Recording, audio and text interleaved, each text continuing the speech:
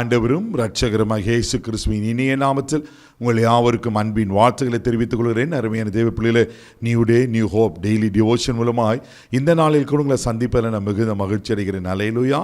இன்றைக்கு கூட கர்த்தர் நம்ம கொடுக்கிற வார்த்தை என்ன? எசேக்கியேல் தீர்க்கதரிசன புஸ்தகம் 36 அதிகாரம் 11 வசனம் கூட வாசிக்க கேட்போம். உங்கள் முந்தின சீரை பார்க்கிலும் உங்களுக்கு நற்சீர் உண்டாக்குவேன், அதனால் நான் கர்த்தர் என்று அறிந்து கொள்வீர்கள். ஹல்லேலூயா. எவ்வளவு அழகாய் இங்க எசேக்கியேல் தீர்க்கதரிசி மூலமாய் கர்த்தர் நமக்கு வாக்கு பண்ணியிருக்கிறார் பாருங்க. இங்க சொல்லப்பட்டிருக்கு, அதனால் நான் கர்த்தர் என்று நீங்கள் அறிந்து கொள்வீர்கள். ஆண்டவர் யார் என்று ப்ரூவ் பண்ண போறாராம். எதனால ப்ரூவ் பண்ண போறாரு? அதுக்கு முந்தின பகுதி ரொம்ப அழகா இருக்கு.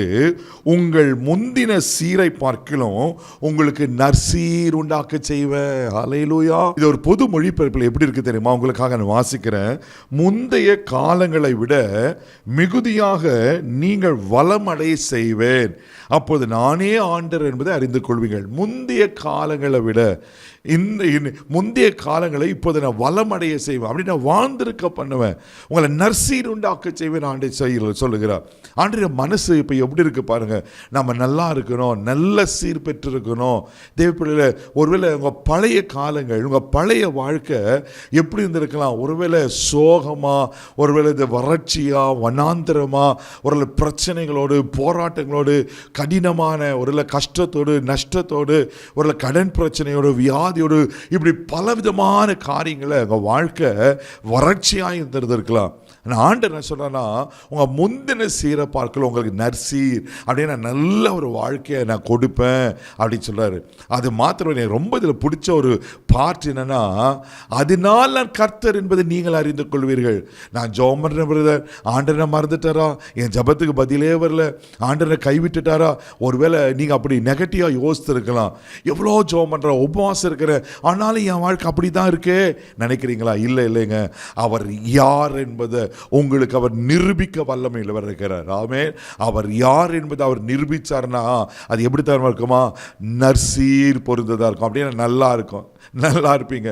நான் தேவ மனுஷனா சொன்னத காலவெளியில் பரிசுத்த ஆவியை நம்மளை பார்த்து சொல்ற வார்த்தை, நீங்க நல்லா இருப்பீங்க, நீங்க நாசமா போக மாட்டீங்க. மனுஷர் உங்களை தூற்றி இருக்கலாம், மனுஷர் உங்களுக்கு விரோதமா பேசியிருக்கலாம், நீ நாசமா போ, நீ கெட்டு போ என்று மனுஷர் உங்களுக்கு விரோதமா தீங்கு செய்ய நினைச்சிருக்கலாம். இன்னைக்கு ஆண்டவர் சொன்னா நீ நல்லா இருப்பீங்க. ஹல்லேலூயா. 2 கொரிந்தியர் புஸ்தகம் 13 அதிகாரம் 11 வசனத்தை கூட இப்படியா சொல்லப்பட்டிருக்கு. வாசிக்க கேட்போம். கடைசியாக சகோதரரே, சந்தோஷமாயிருங்கள், நற்சீர் பொருந்துங்கள், ஆறுதல் அடையுங்கள், ஏக சிந்தையாயிருங்கள், சமாதானமாயிருங்கள், அப்பொழுது அன்புக்கும் சமாதானத்துக்கும் காரணராகிய தேவன் உங்களோடு கூட இருப்பார். ஹல்லேலூயா. இந்த கொரிந்து சபைக்கு அப்போஸ்தலனாகிய பவுல் எல்லாத்தையும் முடிச்சிட்டு அவர் ஒரு வாழ்த்து சொல்றாரு. என்ன சொல்றாருனாக்கா, கடைசியாக சகோதரரே சந்தோஷமா இருங்க, நற்சீர் பொருந்துங்க. ஹல்லேலூயா. நீங்க நல்லா இருக்கணும். நீங்க எங்க உங்க வாழ்க்கையில எது ஃபெயிலியர் ஆயிடுச்சு, எது இல்லாம இருக்கு, எதுல தோற்று போயிட்டீங்க, எதுல குறைவா இருக்கீங்க, அதுல நீங்க நல்லா இருக்கணும்னு அங்க பவுல் மூலமா ஆண்டவர் சொல்றார். தெய்வ பிள்ளைகளே, நீங்க நல்லா இருக்கணும். ஆமென்.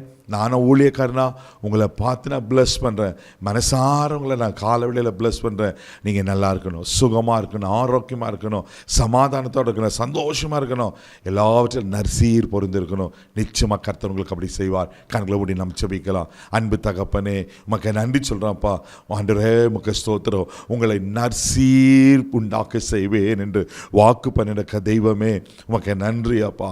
அப்போ அவங்க முந்தின சீரை காட்ட, ஒருவேளை பழைய வாழ்க்கை, கடந்த நாட்கள் துக்கத்தோடு, வேதனையோடு, கண்ணீரோடு இருந்திருக்கலாம்ப்பா. ஆனால் இந்த நாள் முதற்கொண்டு இவளை நற்சீர் பொருந்த பண்ணுவீராக. நல்ல காரியங்கள் நடக்கட்டுங்கப்பா. நன்மையான ஆசீர்வாதங்கள் வரட்டான்றேன். இவளை அப்படியே ஆசீர்வதிக்கும்படியாக ஜெபிக்கிறேன். இந்த நாள் முழுதும் கரம் எடுத்து நடத்தும். தெய்வீக பாதுகாப்பு கொப்படுகிறேன். எல்லா தீங்குக்கு விலைக்கு காத்துக்கணும். இயேசுவின் மூலம் ஜெபக்கலாம் பிதாவே. ஆமென். நீங்கள் நற்சீர் பொருந்துவீங்க. தைரியமாக போங்க. God bless you.